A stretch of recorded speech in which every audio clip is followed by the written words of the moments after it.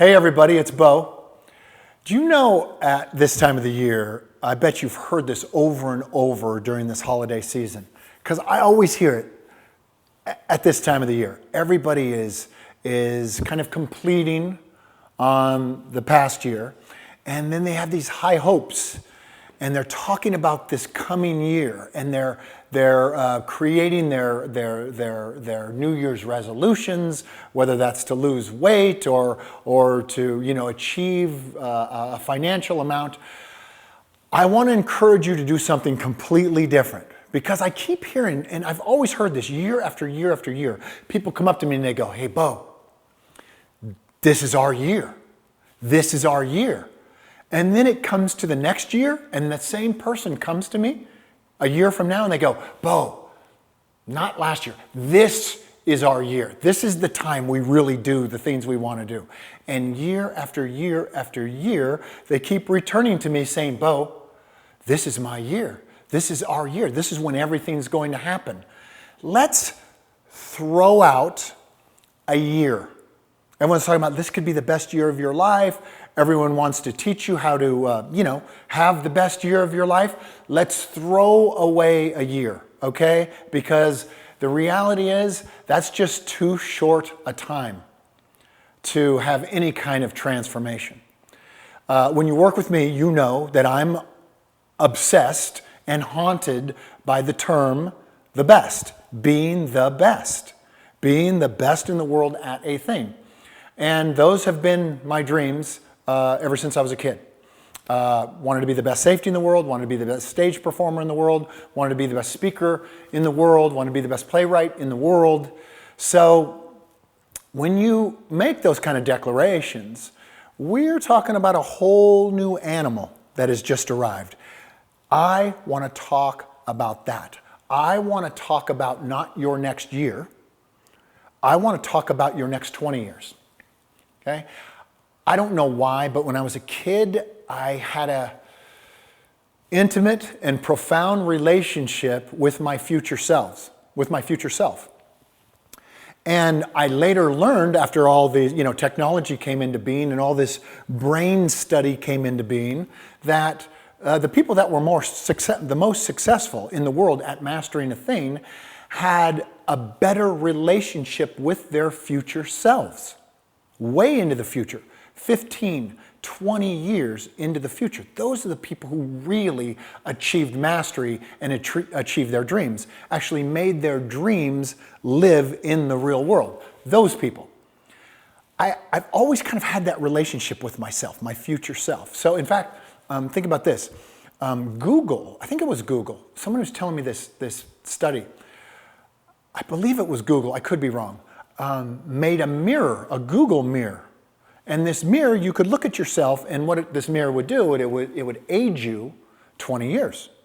So you'd look at yourself, and it would age you. You'd look at yourself 20 years into the future. Well, they said when you did that kind of experiment, when you did that kind of study, what happens is your commitment is a lot stronger.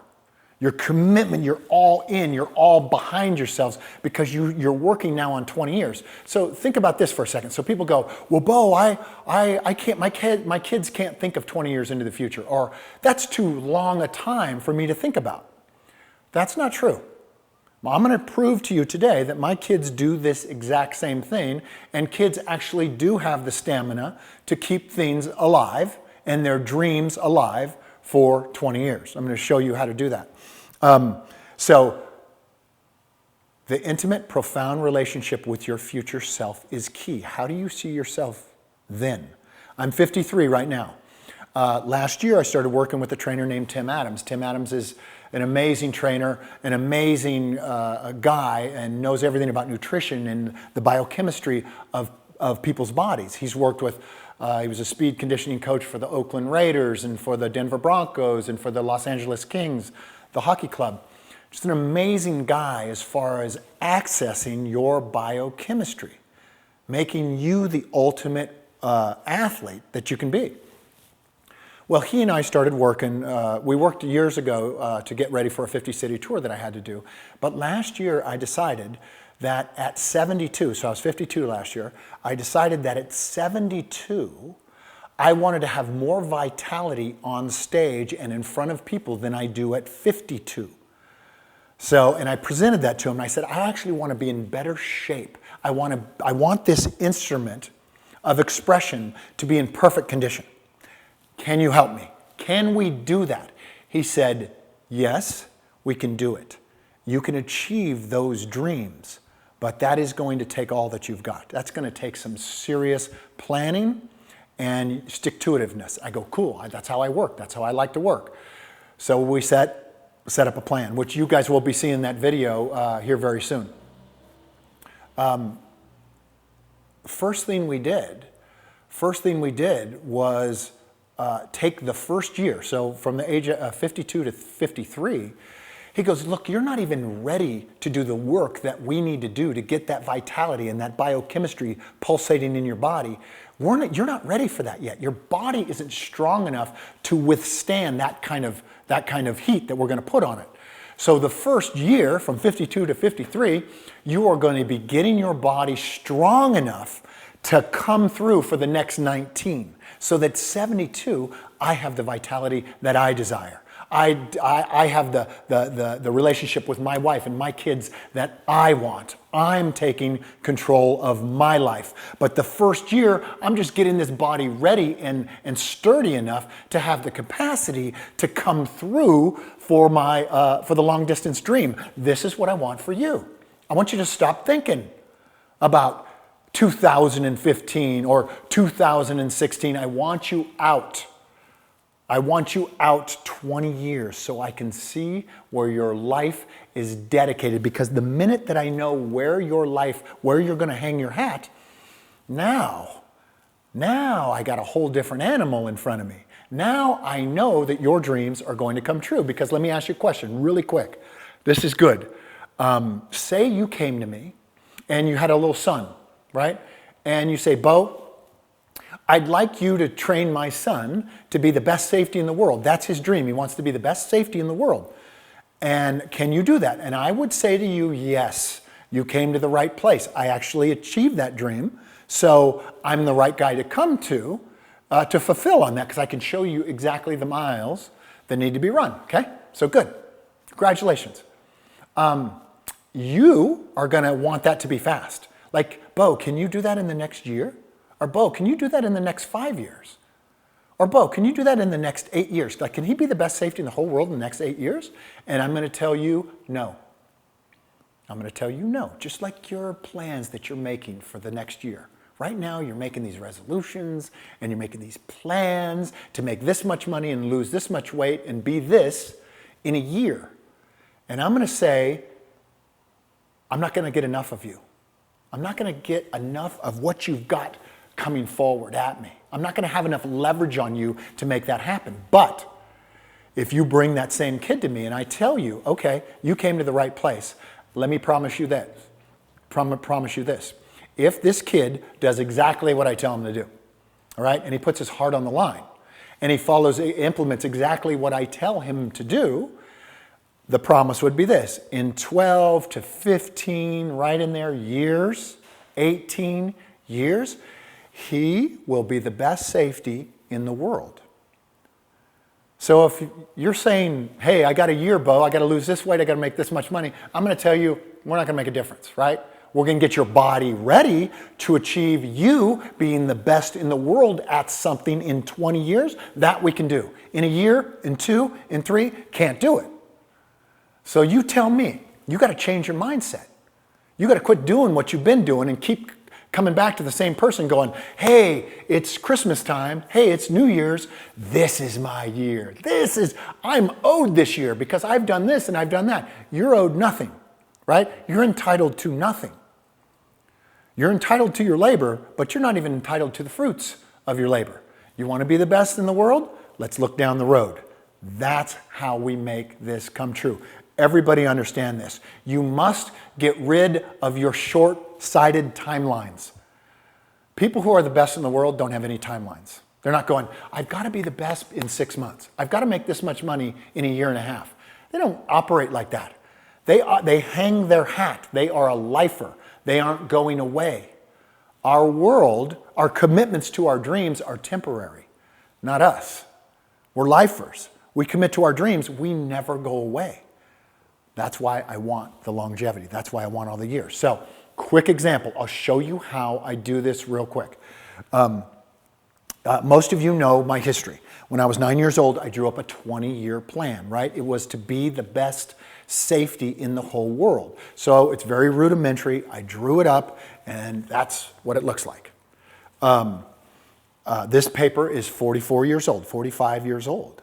So this is my little Declaration of Independence. Now, during those years while I was attempting to be the best safety in the whole world, I had many knee surgeries.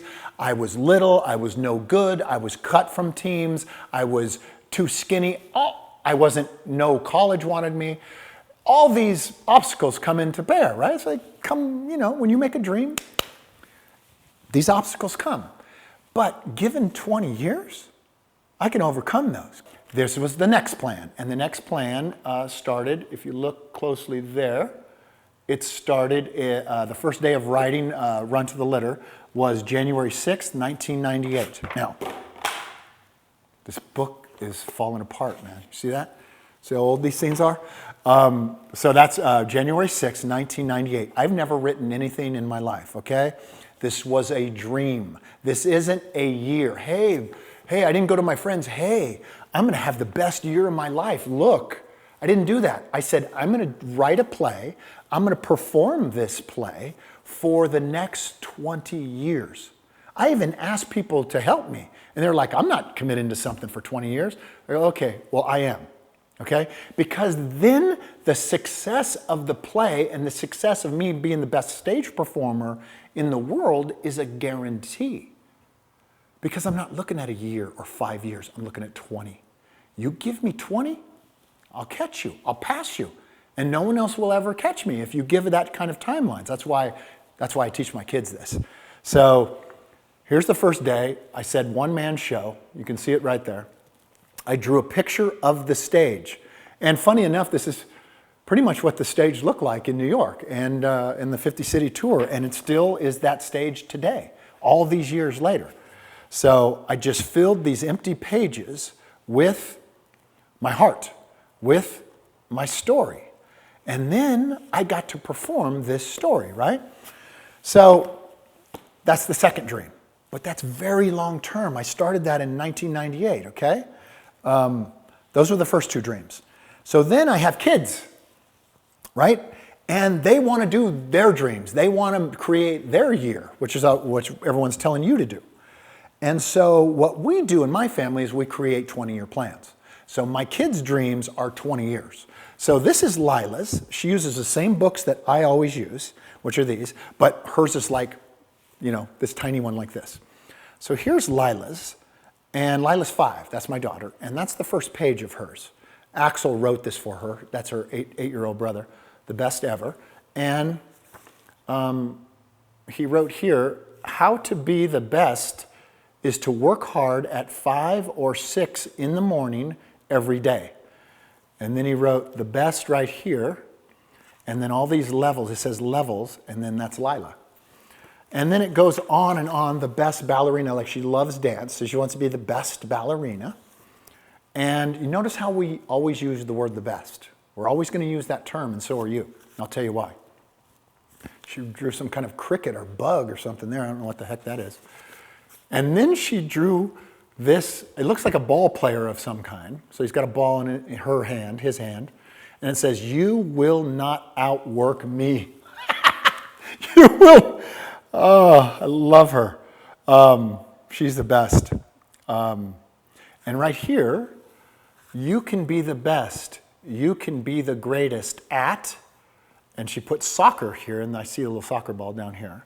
So day to day to day, instead of doing things for a year, she does things ongoingly. Like these never stop, and your dreams are never going to stop. Therefore, you're going to be living the life of your dreams instead of complaining that you're not living the life of your dreams. So right now, Lila, she may not be the best soccer player in the world right now, right? She may not be the best ballerina in the world yet, right? But what is she? She's 5. So when she's 15, when she's 21, when she's 25, is this possible?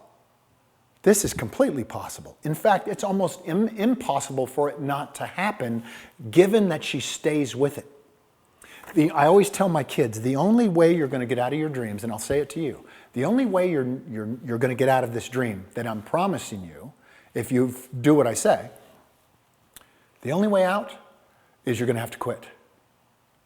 You're going to have to quit. It's the only way out of this. Otherwise, you've run the miles, guess what's happening? Dreams. You're going to live the life of your dreams, and it doesn't take 20 years. It doesn't take 20 years to live the life of your dreams. You're going to be living it very soon. You can be living it tomorrow if you start running the miles. So the day that I said I want to be the best safety in the world, right? I got on that grass at 5 a.m. I started running backwards. I started doing what the best safety in the world has to do. But I was only 9 years old. I didn't have the strength or the speed or the wherewithal to even know what a safety does. But I was running the miles equivalent to the best safety in the world, who was now 15, 18 years older than me. But given the time that I have to run those miles, I will take the mantle from them eventually. Okay? So that's Lila's plan. And listen, this isn't a one-shot deal. We have stacks and stacks and stacks of these. Hers is beginning now, but by the time she's 15, 18, 21, she'll have stacks and stacks and stacks of these like I do, because they never end. They're always evolving. Here's another one of the books, similar size that I use. In fact, this is one of my books, Personal Story Power here. But Eloise, she's 10. She decorated hers with duct tape. And my dad is rolling over in his grave right now thinking about, there is actually candy corn on duct tape. I mean, my dad would use duct tape for anything, right? We'd have a scar that needed stitches. He goes, "You're not going to the goddamn doctor. Here, get some duct tape on that sucker. We'll fix it right." But now, imagine him seeing this with cherries on it and little mustaches and goofy stuff like that. So let's peek inside Eloise's. Here's Eloise. Eloise is a dancer. She wants to be a dancer. So 5 hours of dance this week. So 5 hours of dance, she's 10. So, and there's a picture of her. I always encourage you to draw pictures and be childlike, like use colors. Get inside your plan. I always use these books because there's no lines on them. They're empty pages. And I don't want to be told boundaries of where I can write and where I can't write. My dreams are so big and my kids' dreams are so vast that they can't be controlled. You can't slow down for these things. So I like these unlined sketch paper. I always like using colored pens. I love using crayons, anything childlike, because that's what really makes things come true for you. And you can, that's Eloise's. So it's all made, it's your creation. Your life is your creation, not your years, your whole life, your whole 20 years. Okay, that's Lila's and Eloise's. Now this is Axel's, and Axel's is really similar to mine. And this is his. Look, he started his a few years ago, and that's how he used to draw, right? So it says Axe here, as you can see. And over the years, he's got American flag there. He's got Axel's Power Pack. I don't know what the heck that is. And it evolves through color crayons, and we finally get to where he starts to land. And he wants to be the first person to ever play in the NBA and also play in the NFL. Now, the odds of that, if I told him the odds of that, would be very low, wouldn't it? Because no one's ever done that.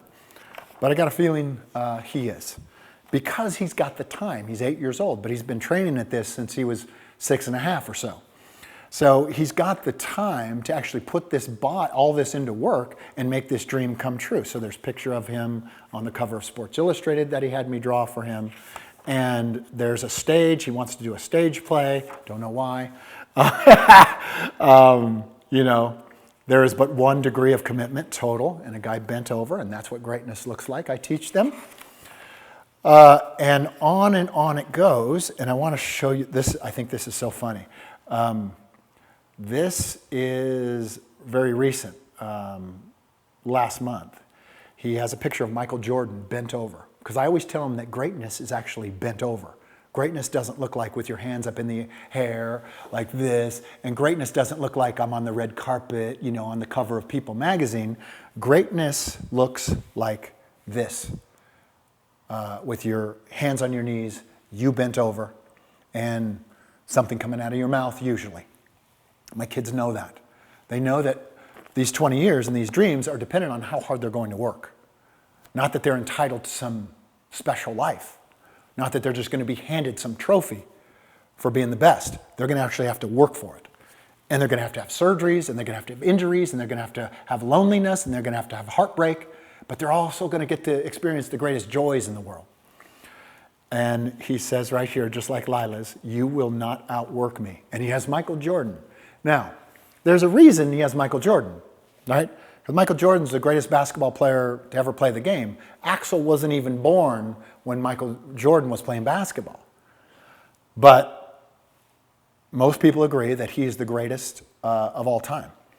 And why would we compare ourselves to anybody in second place? So the second and third or fourth place, I don't want you comparing yourself to them. I want you looking down the road. Who has your life right now? Who's been the greatest at the occupation that you want your dream to come true in? Who is that person? Choose them, the very best, not second, not third. Go for the gold. Go for the gold medalist and go after them. Don't let them outwork you. So my son has a relationship with Michael Jordan, and he's never even seen him play.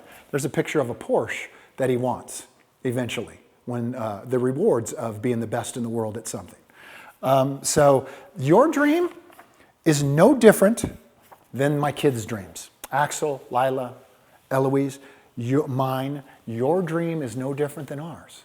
You've got to create it childlike ways, not 1 year, not 2 years, not 5 years. I'm talking about where are you going to dedicate your life. Now, why would we use this term the best? Why would we use that? Okay?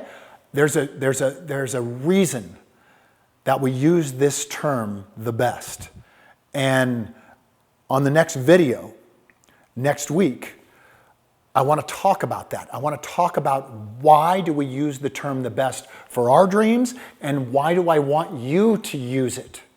Okay? And we'll go over that in the next video. But for now, during this holiday season, during this season of making this shift, the true shift that you really want to make, the transformation that you want to make, we got to hang your hat somewhere. You got to be a lifer for your dream, and you got to have the stamina to come through for yourself.